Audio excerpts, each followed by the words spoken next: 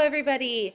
This week, your assignment is going to be pretty simple. It's just to practice our surprise songs so that you're ready to record on Friday. Okay, so let's just go over the actions one more time together.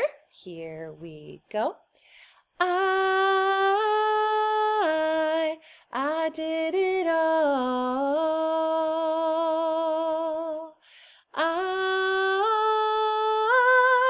I did it all. I owned every second. And then here's where you make up your action. Remember, you only have 3 beats to make it up. So if it's basketball, you could go 1, 2, 3. If it's hockey, 1, 2, 3. If it's dance, 1, 2, 3, or whatever it is, you only have 3 beats because then you have to be ready to cross. So start at I owned. I owned every second that this world could give. Saw so many places. Make up your action. The things that I did with every broken bone. I swear I lived. And then whoa, oh, oh, oh.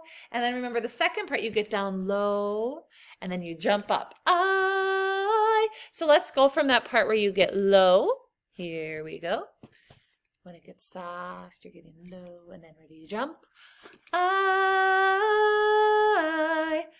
did it all.